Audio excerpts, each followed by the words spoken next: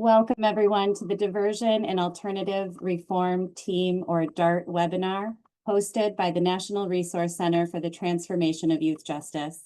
My name is JJ Messier and I'm a staff consultant with the National Resource Center. I'm excited to share that we have over 150 people registered for this webinar, spanning 30 states across the country and even have international representation. Thank you all for choosing to spend the next hour with us for this important topic.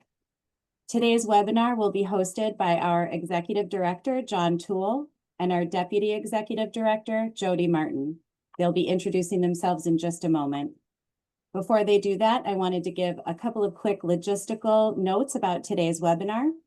First, while we encourage you to post your questions throughout the duration of our time together in the Q&A section, we will reserve those questions until the end of the presentation, and I'll be keeping an eye on that throughout the webinar. Second, we are recording this webinar, and it will be available on our website within a few days for you to view at any time. And finally, if you'll just take a brief second to answer the poll question that will be popping up soon, we would appreciate that. And with that, I'll turn it over to John Toole and Jody Martin to begin our Diversion and Alternative Reform Team webinar. JJ, thank you so much. Greetings, everyone, and welcome to the National Resource Center for the Transformation of Youth Justice's webinar. It's featuring our focus, as JJ mentioned, on our Diversion and Alternatives Reform Team initiative, or as we refer to it through the DART acronym. Jody, can you introduce yourself? Good afternoon, everyone. My name is Jody Martin. I am the Deputy Executive Director at the National Resource Center. I can't tell you how excited I am to be here with all of you today. After looking at who all has registered, it's great to see some friendly faces where we're currently doing work, places where we have been, and places where we hope to go after today. So I'm honored to be here with you today to share our work at the National Resource Center. Thank you. Thanks, Jody. The DART is designed to support state and local jurisdictions in efforts to develop or enhance their system of diversion, deflection, a relatively new term, and alternative response to formal prosecution. While maintaining the core principles, this is important for us from the start to emphasize. The core principles include community safety, youth accountability, reduction of future risk, and victim rights. And we are excited to have this opportunity to discuss this important area of the youth justice system with you over the next hour. From our review of the registration roster, and JJ's already mentioned, over 150 signed up. We're very excited about that. We've noted many participants are those with whom we've worked in the past or currently, and to those, a special hello and a great thanks. But we offer a special welcome and thanks to all of you and look forward to partnering with you in the future. Our hope for today is that by sharing what we have learned through strategic and ongoing partnerships and collaborations with a large network of dedicated and passionate youth justice stakeholders like you, that the informed development of our DART work, through that informed development of the DART work by you, you'll be the beneficiary of advances, of improvements, and methods of practice for diversion approaches in your jurisdictions. While all of our resource publication guidance encourages state and local jurisdictions to achieve success independent of our assistance folks, we are absolutely excited about the potential, the chance to identify new partnerships and funding opportunities that may lead to the establishment of a cohort of blue ribbon jurisdictions that we as a National Resource Center can raise up as best practice examples of success for others to emulate. As a brief outline for the content we're going to cover today, we'll be sharing a brief overview of our history of work with so many of you upon whose backs we've been able to develop these replicable and successful impact on youth in the youth justice system. We'll identify the research and the foundational principles that we believe undergird success, the opportunities to impact the often overrepresentation of youth of color at this key decision point that we're going to be focusing on, often referred to as diversion and/or deflection, on the arguments for why diversion and deflection may or should be more comprehensively developed in your jurisdiction, and the partners that are critical to such success. We'll offer a walkthrough of the DART planning, implementation, and sustainability process during today's session. So again, thank you for joining us, and let's get started. Jody? Thanks, John. JJ, next slide. I'd like to add a little bit more about who we are at the National Resource Center. Through the country and abroad, the National Resource Center partners with local and state jurisdictions to deliver intensive technical assistance, consultation, and on-site training to meaningfully and sustainably transform youth justice system. In addition to this hands-on support, we develop a wide range of publications, practical tools, and resources to guide system transformation at every stage. Many of these that you see on your screen are available in our online resource library, including our podcast series, Youth Justice Transformation in Action, which is currently in its 4th season. We feature interviews with leaders and practitioners who are successfully driving change in their communities. I also want to share that we released an episode last week called A New Path to Success, Prosecutor-Led Reform in Youth Justice. This episode highlights San Diego County's comprehensive diversion approach, the Juvenile Diversion Initiative, also known as JDI, being led by the District Attorney's Office. Again, you can access the episode on our website as well as on Spotify or Apple Podcasts. As part of this national effort, as John mentioned, our goal is to establish a cohort of blue ribbon sites that elevate the importance of a comprehensive diversion approach, one that balances accountability, victim rights, positive behavior change, and community safety. These sites will lead the way in showing how collaborative, data-driven, and youth-centered strategies can be effectively implemented and sustained to improve outcomes for youth, families, and communities. John, back to you. Thanks, Jody. Folks, in my opening comments, I referenced our extensive experience working in a diverse array of state and local jurisdictions. As we get to the next slide, as you've briefly heard from Jody, our broader system review, conducted in nearly 50 jurisdictions, addresses opportunities for improvement in policy and practice at every key decision point throughout the youth justice system. But through that work, multiple jurisdictions focused on this rich area of diversion opportunity that has led to the publication of our DART Guidebook and the planning and implementation process we're examining today. The map depicted in this slide, with an asterisk, indicates those jurisdictions where a special focus on diversion policies, approaches, practices, and collaboration emerged.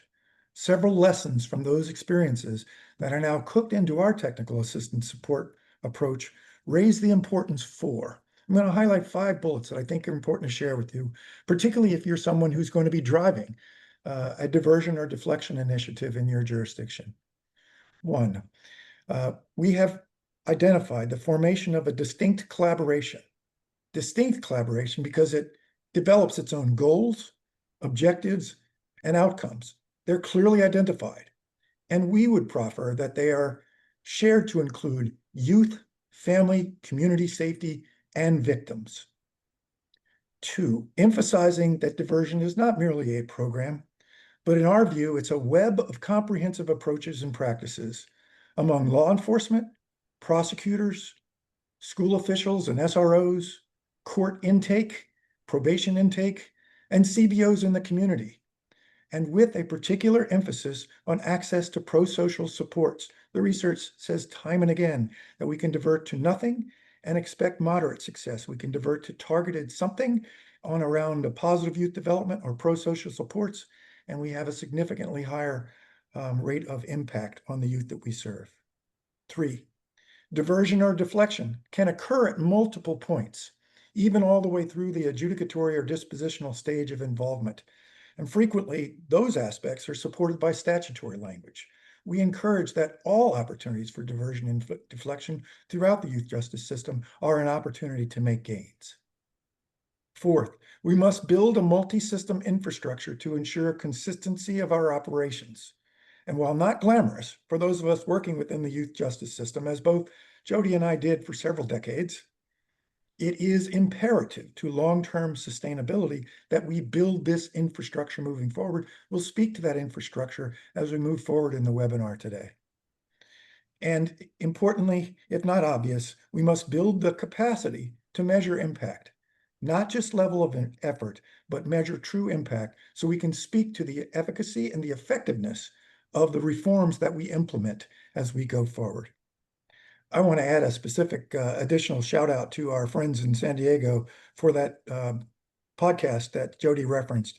I hope that you'll take time to listen to that podcast episode. This prosecutor-led reform also embraces many of the bullet points that I've just described, and I think it's an important part of a learning process for jurisdictions that want to expand and enhance and improve their diversion processes. Jody, back to you. Thanks, John. Next slide, JJ. Another resource that's available in our online resource library is Developmental Reform and Juvenile Justice, translating the science of adolescent development to sustainable best practice. Fundamental to our frameworks is the research on adolescent brain development and how youth differ from adults in key ways. First, adolescent brains are still developing, especially in areas responsible for impulse control and emotional regulation, like the prefrontal cortex. This makes it harder for youth to pause, reflect, and respond calmly during emotional situations. Second, young people are more influenced by peers and immediate social rewards and consequences. Their desire for social belonging and approval often overrides long-term reasoning. And third, adolescents often struggle to fully grasp or prioritize long-term outcomes. Their ability to envision the future and weigh delayed consequences is still developing. This widely accepted research supports having a youth justice system that is separate and distinct from the adult criminal justice system, and reaffirms that the focus should be on rehabilitation due to the malleability of the adolescent brain.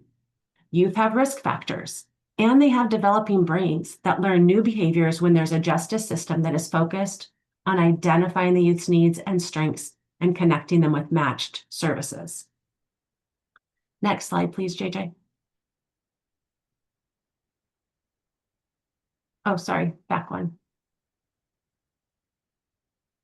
We at the National Resource Center recognize these 5 core principles that drive youth justice system improvement at every key decision point. First, use validated risk and needs assessments. Thanks to 20 years of research, we now have reliable risk needs screening tools that help us identify which young people are a good fit for diversion programs instead of going through the formal justice system. 2, implement evidence-based and promising programs and services. By directing youth to or involving them with an appropriate service or program, research shows we reduce the risk for reoffending. It's also important to evaluate the results of these services through effective data collection and analysis. Third, embrace a cross-system and collaborative approach to address the youth's needs. Youth succeed when families, schools, service providers, and the justice system work together, ensuring consistent communication and adopting shared goals. It creates a safety net that supports long-term success for youth, not just short-term compliance. 4, examine data on race and ethnicity, paying special attention to the arrest and detention stages at the front end of the system. Research shows that youth of color are more likely to be arrested than their white peers and less likely to be diverted from court following arrest.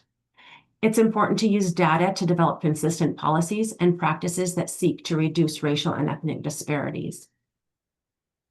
And 5, use implementation science and change management. In youth justice, we know that diversion and cross-system collaboration improve outcomes, but without the right systems and supports, these practices often aren't implemented well or sustained.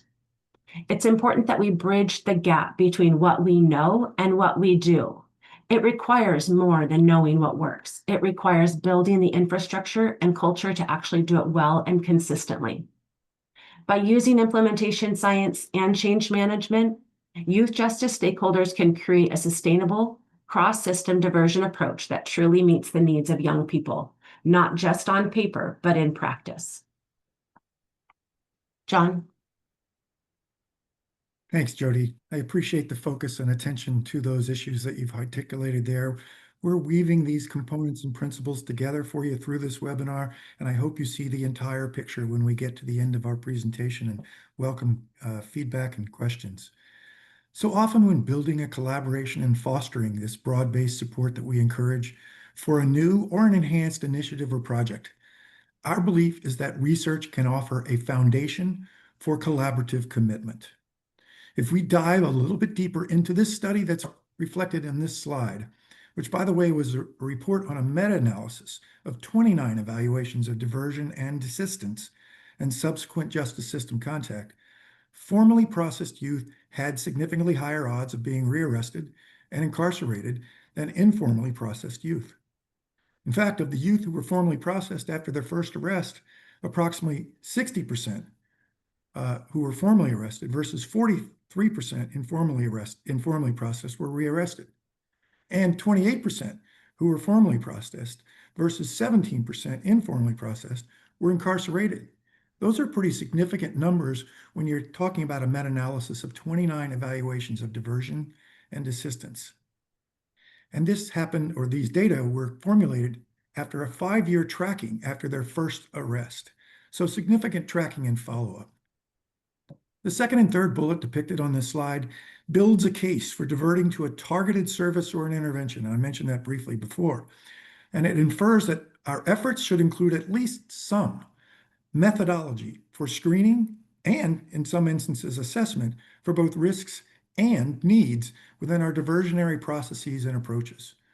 And what is not depicted on this slide is the costs associated with future reoffending, another research component that is well documented, and that's both in fiscal, in human, and in workforce terms. And the right sizing of our courts and probation for more effective allocation of workforce services to higher risk populations. While the research and evidence can and should be subject to respectful discourse among stakeholders in your jurisdiction, this body of information is important to eventually establishing on agreed project goals, objectives, and outcomes. And what we provide, we hope, is a good body of this research that informs the discourse.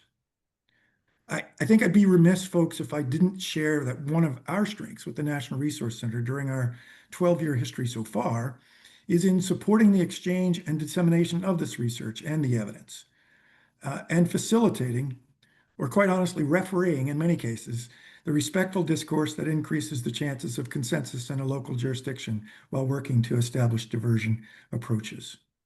And I quite honestly, I hope you'll oblige my sharing of details that reflect our research-informed approach about successful methods that drive our work, just momentarily.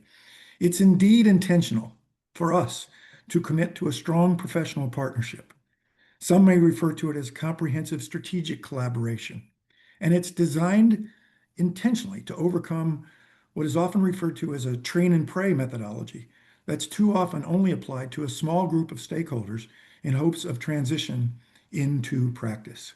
So I hope with that description, we're beginning to at least express that when we do have the opportunity to work with our jurisdictions and develop those professional relationships, we are truly a partner in guiding and supporting and informing the work that eventually leads to locally driven solutions. Jody? Oh, that's me next. I'm sorry. I missed. Next slide. Well, actually, I'm smiling because of that slight misstep, but this is nothing to smile about because it's a rather sobering bit of research that helps inform the prospects going forward.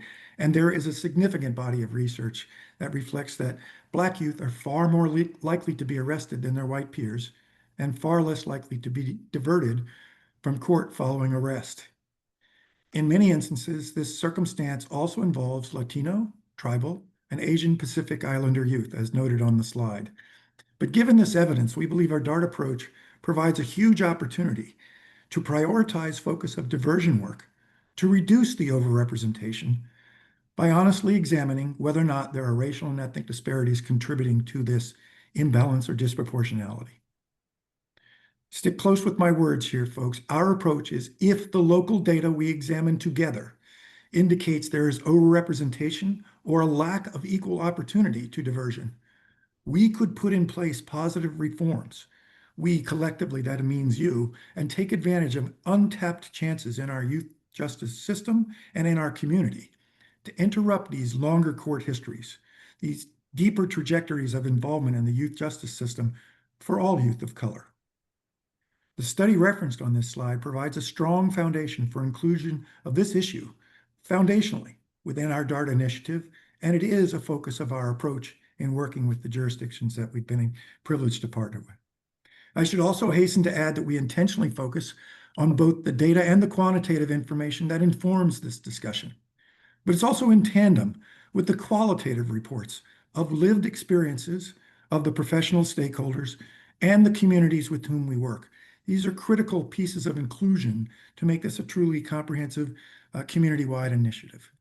In fact, I can just relate to you that on Friday, it was on Thursday while working, I was traveling on Friday while working in a current project, DART project.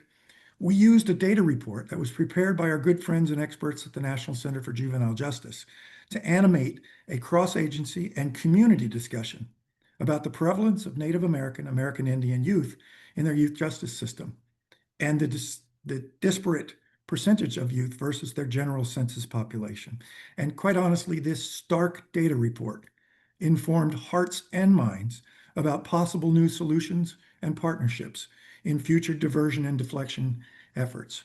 While we've been working with them for a time, and I don't want to intimate all this happened in one day, by the end of our meetings that day, we had drafted the contours of a plan of action to reduce the disparities, expand our diversion approaches, in partnership with two primary tribal leaders who were present for these discussions, and that included the chief of local police and the county prosecutor, the county attorney.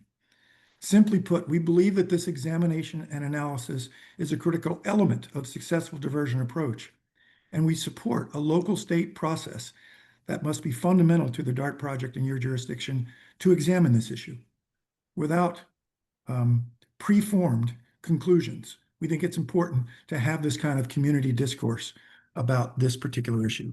It's a stark opportunity for us to impact diversion and impact any disproportionate representation of our youth of color and ensure that they have an equal opportunity to the diversion approaches that we develop. Next slide, JJ.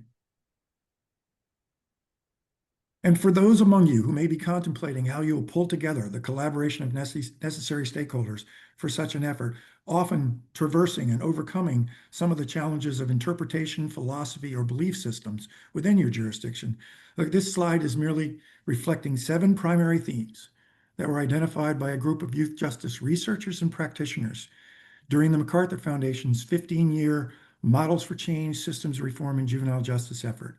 Both Jody and I had a privilege of being a part of that locally and nationally during the course of this great initiative. Given that there may be multiple motivations possessed by the array of stakeholders forming your collaboration in your jurisdiction, the authors of the Juvenile Diversion Guidebook suggested this set of 7 themes that might enable or enlist engagement by all necessary parties within your collaboration. I can tell you as a former probation supervisor, I would be motivated by the argument that our work under number 7 may preserve workforce like caseload sizes and service resources for youth with a higher risk profile. Maybe as a local prosecutor or judge or law enforcement representative, I might be engaged by the lure of recidivism reduction. Leadership to carry this initiative forward recognizes there may be many motivations, and we believe at the outset it's our job to highlight the motivation that brings this collaboration and coalition together for change. The emphasis from this slide is merely to consider all the research that supports multiple motivations as you are building your coalition for change to address this diversion and deflection opportunity. And please know that this publication, which we use, the Diversion Guidebook, which we use with some frequency in our efforts, identifies and describes in greater detail motivational and persuasive information and research for important members of your team that you may want to bring on board. Jody. Next slide. Awesome. Thank you, JJ. When considering a DART initiative, it's really important to have critical partners participate in the planning and implementation of a comprehensive diversion approach. This includes judges, attorneys, both prosecutors or district attorneys and defense attorneys, law enforcement, schools, youth and families, especially those with lived experience, child welfare, business community, as well as community treatment and intervention providers. Diversion efforts, especially those aimed at reducing juvenile justice system involvement, are complex and require the coordinated work of multiple systems. By involving these collaborative partners in the DART initiative, we gain shared ownership, which equals shared success. Engaging stakeholders fosters collective responsibility, increasing the likelihood of successful outcomes. You can go back to the slide with the collaborative partners. Thanks. We gain community-centered solutions. Collaboration ensures the approach is tailored to the unique needs, values, and priorities of the community. We gain better coordination, greater efficiency. Pooling resources and expertise enhances service delivery, minimizes duplication, and maximizes impact. And we gain sustainability and long-term results. A united front strengthens long-term commitment and helps reforms remain effective over time. John? Next slide, JJ. And thanks, Jody, for inventorying these critical partners. We hope that's also a part of the roadmap that gives you support and ideas about who, and many of you likely already know that would be members of your team, but it may spur additional thinking about who are critical partners in our effort to really expand and enhance our diversion approaches. So, okay, we've really focused time and attention so far in this webinar on the preamble, on the preliminaries, to the preparatory actions. And we've spent time doing so because those elements in a jurisdiction pushing this forward independently are as important as the grind of the upcoming examination, analysis, and institutionalized reform that we're now laying out. We've not staged this information to suggest at this point, now pay particular attention because we're about to present to you this magical solution. It simply doesn't exist. What follows is an organized or an organizational framework that adheres to the principles of really glamorous terms like organizational change, organizational management, or as we often speak to it, implementation science. The attention among all of you who may be leading such an initiative or want to drive this kind of reform to the preparation, the analysis, the findings, the recommendations, the endorsement of an action or strategic plan, and building an infrastructure for sustainable, measurable, and replicable implementation is not rocket science. The tag along the top is just 5 independent steps that we encourage you look at as a part of the process to achieving success. And in our experiencing, identifying these distinct phases with clear markers of progress is frequently overlooked. But even in the face of nearly irrefutable evidence that our efforts will immediately, or often eventually, falter without this kind of attention, we are urged to act quickly. So we support a thoughtful, a deliberative, an inclusive, a collaborative process going forward. And the thoughtful identification, the first step is to the DART leadership team, which, as Jody has properly pointed out, includes the voice and engagement of all the parties to which she spoke to on the previous slide. If persons can't be a part of this leadership team, who are likely critical to our success and a part of regular meetings in these discussions and in the navigation through the issues that we must address, we suggest, for instance, a deputy prosecutor or assistant probation chief, or we ensure we have access for consultation to those leaders we've identified that can't be present on a routine basis. Nevertheless, there are some approaches that can still develop a solid leadership team to make sure we have the support, the authorization, the permission to drive reform forward. The document review referenced in item number 2 is not a cursory examination of applicable statutes, maybe policies, and maybe even court rules, or as referenced here, data reports. We suggest and usually facilitate a careful compilation of the documents and the identification of stakeholders who have the experience and expertise to provide the helpful analysis, particularly to these legal or statutory provisions that drive from the heart our very progress and process going forward. So item number 3, not all stakeholder interviews are conducted in affinity groups, not all in cross-system groups, not all are one-on-one. Some are conducted to address individual subject matter issues that arise in this process.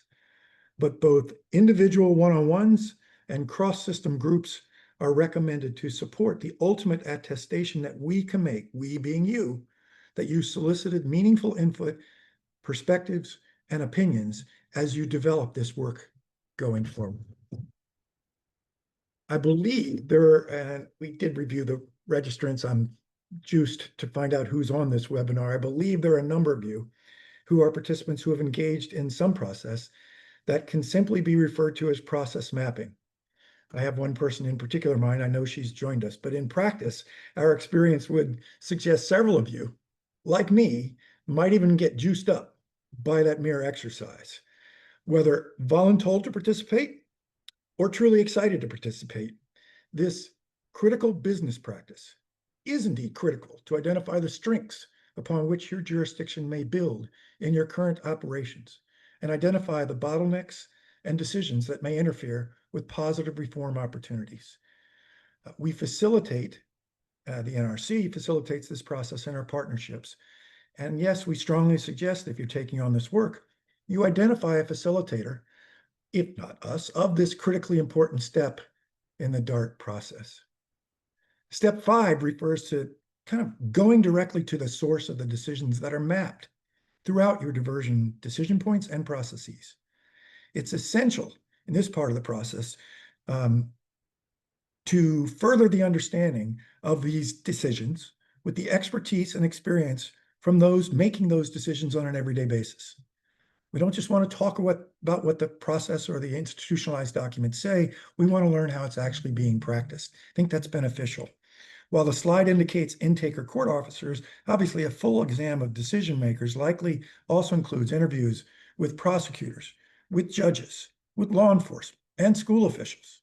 And we think a very important point of emphasis includes the identification of the victims and the youth and families as informing those decisions and informing how those decisions can, maybe even should be made to the benefit of the victims' rights and certainly to the youth and families and our community at large. We offer that we believe we must intentionally engage these parties in any reform or expansion efforts for diversion or deflection that you undertake. With respect to bullet number 6, with definite outcome markers and measures already indicated by the process that you undertake, it's important to build the local capacity to collect, manage, and report this information to youth justice stakeholders on a routine basis. More broadly, certainly, folks, to the youth justice stakeholders on a kind of in initiative basis, certainly back to the leadership team so they can provide the informed local analysis, input, ask questions, and maybe make some decisions about tweaking the initiative going forward. So we encourage local sites to utilize an existing case management system if it satisfies your needs to measure, collect, manage, and report not only the process measures, but the impact on the outcomes. Or in many instances, yes, it's a simpler process, and many of you know this, to create an ancillary database for this particular initiative that indeed includes the process measures from your procedural narrative that are most important, that ultimately will ensure the fidelity to those design policies and protocols. And of course, as I'm well into redundancy now, to measure actual youth and family outcomes.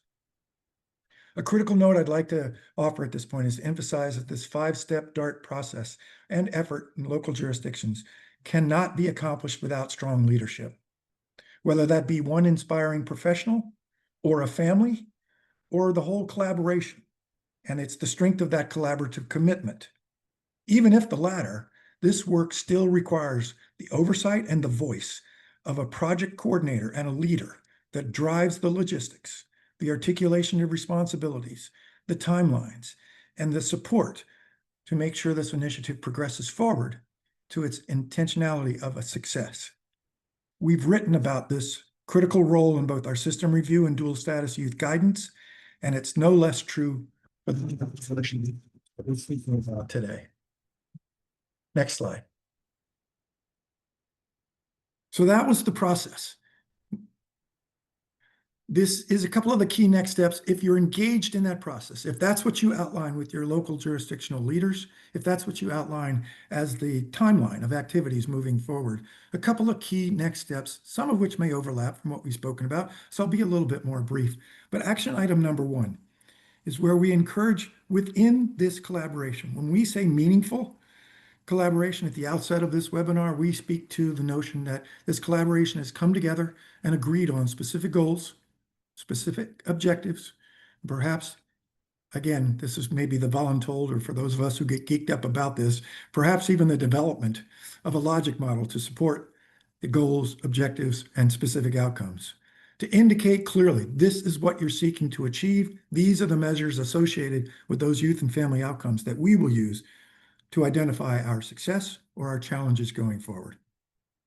Action item number 2 encourages attention to national data, like NIBRS and UCR data, local police and prosecutor data, probation and detention data, or perhaps even school incident data, school discipline data. Additionally, we encourage to seek to learn of data reports that reflect offense type prevalence and other youth characteristic data, race, ethnicity, etc., and certainly conclude this analysis with perhaps any data reports that reflect 2 to 5 year trends for the juvenile crime, either by offense or in totality, so that you can understand what the trends are looking like, so it can help to inform maybe where you prioritize your diversion and deflection efforts. Action item number 3 suggests, as referenced during the last slide, a comprehensive legal and policy analysis, perhaps even including a study of the policy language possessed by probation, possessed by or that inform or identify the intake criteria, the police arrest and detention regulations, and any operational procedures as expressed in any of the key steps that you identified during your mapping exercise. We've already spoken to action steps 4 and 5, but let me finish by endorsing the development and execution of a multi-agency MOA, memorandum of agreement as well, that incorporates your endorsed goals, objectives, policies, and procedures, the role of a DART leadership team in managing the implementation and ongoing oversight and assessment of the initiative, and a clear timeline for routine reporting of outcomes and impact. Unfortunately, in many instances, I might have made this reference a little bit earlier, it's likely that a dispute resolution process may also need to be cooked into the MOU in a collaboration of this nature. In closing, before we get to any questions or follow-up that you may want to have, as you set out on what we regard as an incredibly positive opportunity, and in many jurisdictions, this discussion is impacting as many as 50, 60, 67% of the population of youth that are introduced to the youth justice system. So it can be enormously impactful to build a comprehensive array of diversion and deflection opportunities at multiple key points. Please know that our efforts, and certainly this webinar, is designed to let you know we are hoping to support and create a cohort of blue ribbon sites, general reference, but blue ribbon infers top of the line, that use the framework that we've articulated today to achieve process, consistency, and impact success on youth that can be replicated across the country. As a National Resource Center, since our launch, we've desired to export lessons learned and success that are collective impact, and you are our partners in that collective impact, so that we can reach tens of thousands more youth, families, victims, and communities to impact positive change. We are always optimistic and hopeful. It's hard to knock us off that saddle about your potential to make this kind of positive impact. While we don't come to you today and in this current environment with instantly available funds, our experience certainly demonstrates we have a positive history of identifying the available funding sources in support of this work. As you might guess, we'd welcome the chance to discuss that with you. A last note I'd like to share with you. Change happens one youth at a time, but it happens in a system in the kind that we work with, in a true collaboration to impact that one youth, one family, one victim in our community, one at a time. We believe that the success that's been demonstrated by the jurisdictions that make up the cohort that we've had the privilege working with provide substance for this approach, for this process, and provide hope that you may achieve that same kind of success if you undertake the key steps that are outlined in this process. We really appreciate you joining us today, and we look forward to the relationships that we may build with you in the future and the discussions that we may have one-on-one with you to investigate future opportunities that you might enhance your diversion and deflection approaches in your community.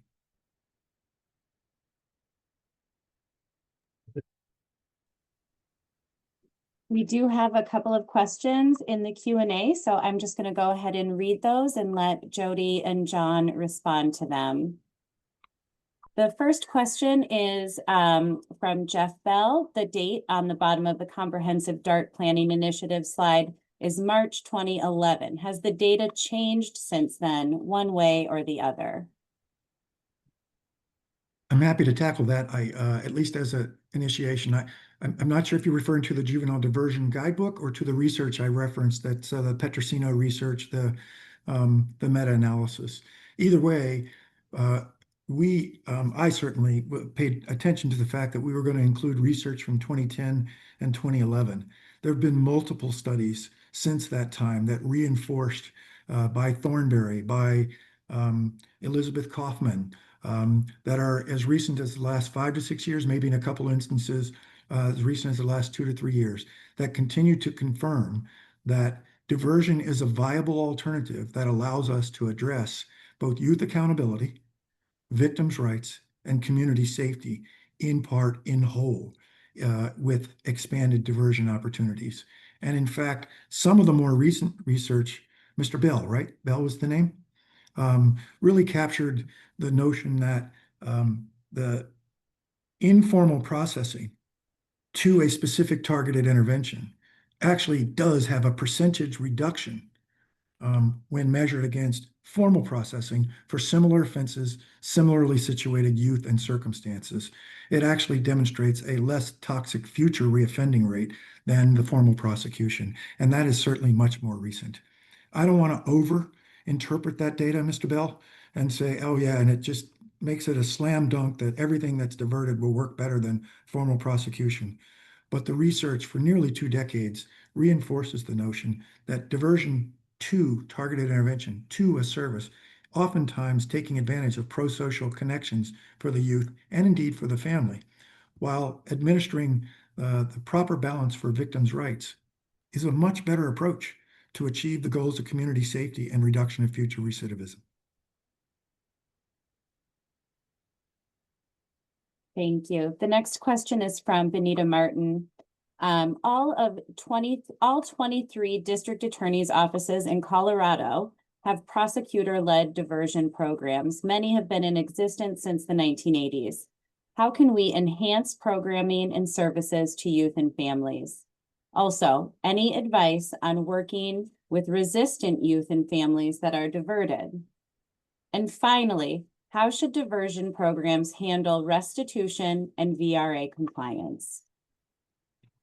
So a lot in there. Why don't we start with the first one? How can we enhance programming and services to youth and families? Thank you, JJ. I'll go ahead and start with this one. I really want to go back and highlight again the podcast episode that we released last week. It was great to hear San Diego County District Attorney's Office talking about their work. Again, it's prosecutor-led, but it is in full partnership with a community-based organization. And we believe that if you're partnering with the community, you're going to be able to enhance those programs and services versus just providing them all as one agency. So that's my first response there, is to partner with your community, find organizations that will work with you that can provide different programs and services based on the unique needs of youth and families. I'd also go on to tackle the next part of that, any advice on working with resistant youth and families that are diverted. That's something that they became aware of early on in San Diego. I think it may have been somewhat of a lesson learned in that it's really important to have, there are families of color that have negative experiences with the system.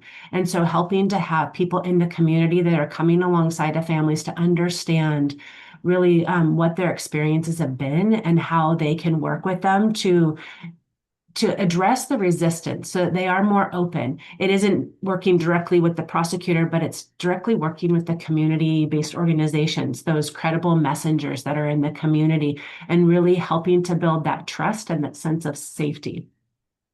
And then, John, I'll kick it off to you to answer the last part of the question, which says, how should diversion program handle restitution and VRA compliance? I'm going to comment a little bit on 1 and 2 there, because I want to go back Sure. to the very recent experience that we had, to the questioner from Colorado.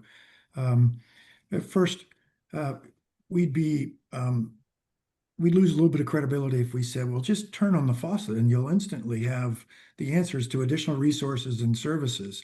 The notion of bringing a collaborative together, maybe in one of those districts, and re-identify what the goals, the objectives, and the sought outcomes are of your particular diversion approach. That articulation can often bring more parties to the table that may have resources to offer. And that is exactly what happened last Thursday, as we've sorted out the focus on the priority of Native American, American Indian youth being underserved in the diversion opportunity. We identified that our goal and our outcome was to impact additional opportunities for diversion for Native American youth against the formal prosecution that has been representative of their history. And 2 very key tribal representatives appeared and were part of the conversation that informed the local community of a multiplicity of resources that they have within their tribal community. So just through that clear articulation of goals, we were able to get another voice to the table that said, I have this option, I have this option, I have this option. That's a part of our diversion services.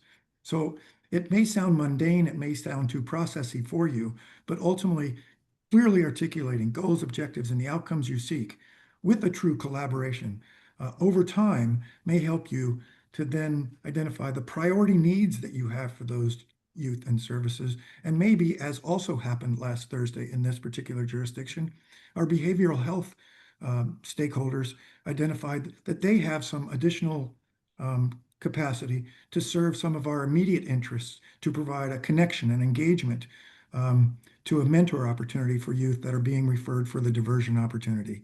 So again, we've indicated time and again, that's not rocket science. It's getting these parties together, re-examine goals, objectives, specific outcomes, and begin the conversation about what do we have through this mapping process to avail for these services? What do we need most? And just continue the collaboration moving forward.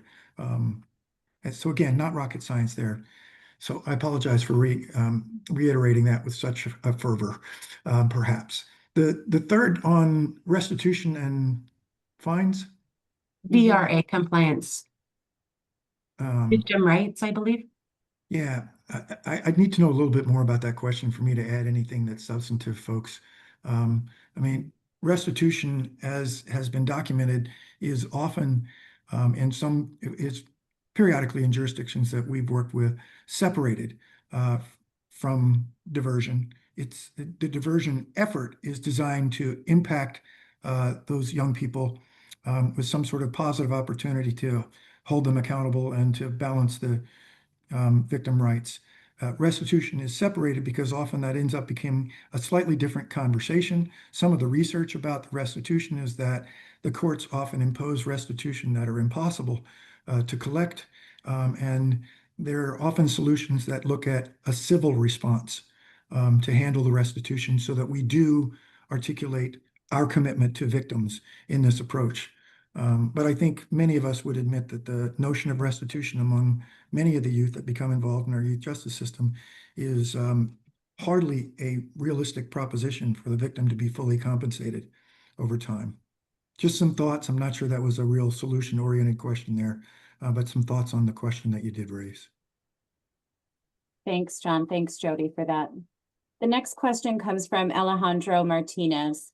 How did these practices and protocols support the transferring of youth into non-LE supervision as outlined in Reimagining Youth Justice Workbook and is the mission of LA Department of Youth Development? And how does this framework support the dismantling of juvenile halls and ultimately ending youth incarceration?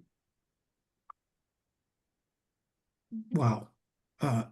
The latter part of that question is that we're taking the front step to effectively capture at an early point of initial intervention for youth this opportunity to divert them from future engagement in the youth justice system. And I think ultimately we see reductions in correctional populations in jurisdictions that also have really effective and impactful diversion and deflection approaches that maximize not just the one point of diversion, but perhaps maximize the deflection through law enforcement initiatives, through school initiatives, certainly through prosecutor-led initiatives, but also through a community-based approach that partners with the intake decision makers to maximize diversion. I do think when I speak about right sizing, as I did in my comments, I think it's a distant connection, sir, ma'am, but it is a connection nonetheless when we maximize diversionary approaches.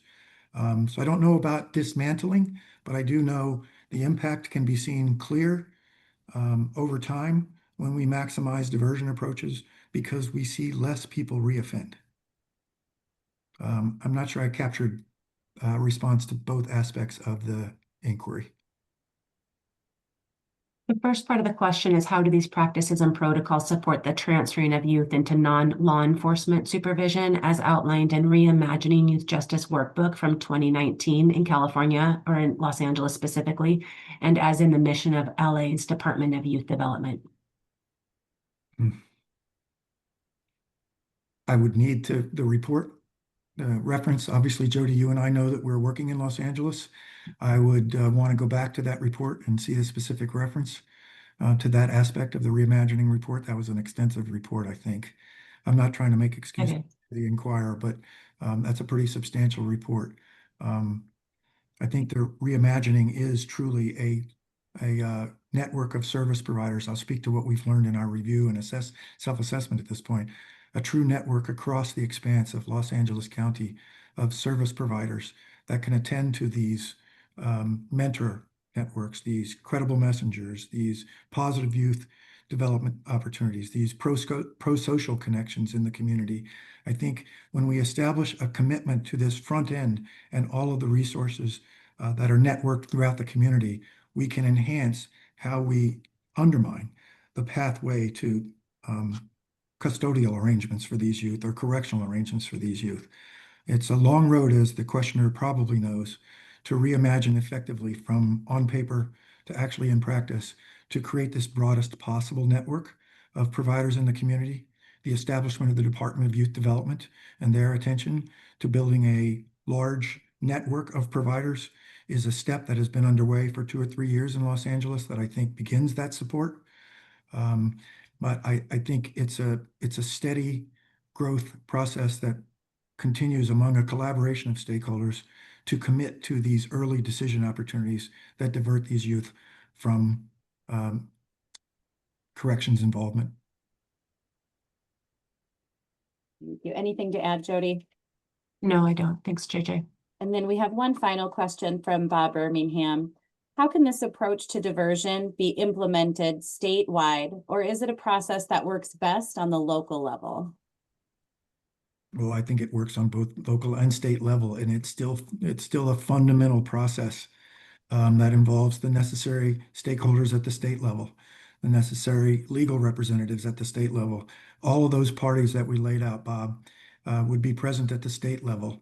I don't think that there's indications that state or local approaches are better or more successful than the other. I think it's a commitment to these principles and to the process that's laid out here that are so committed to the research, to the evidence, that when a state or local jurisdiction can pull this kind of collaboration together, specifically identify these goals, objectives, and specific impact they want to make, and really make a commitment to the collaboration and overcoming the barriers and the obstacles that often undermine the easy success in this pathway to diversion.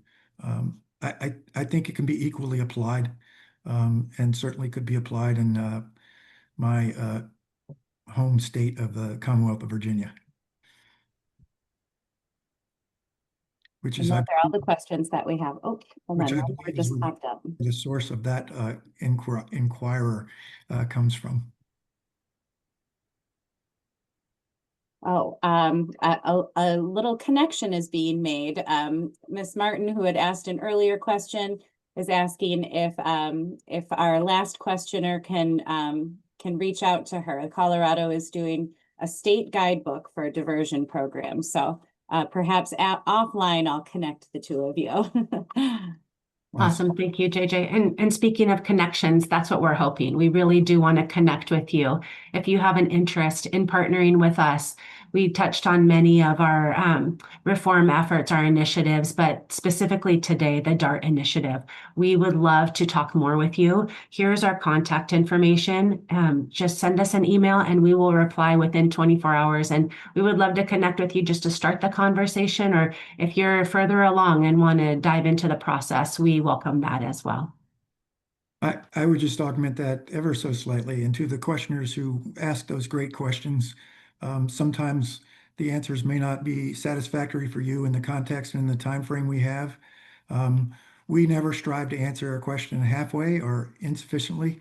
I'd welcome follow-up with any of you who ask those questions or any of you who want to ask them in the future so we can have a more lengthy or substantive conversation. We'd like to support what it is you're trying to achieve in this diversion and deflection arena. We look forward, as Jody said, to any future establishment of opportunities to work with you. And thanks, guys, for taking the time today to join us in this webinar. Thank you.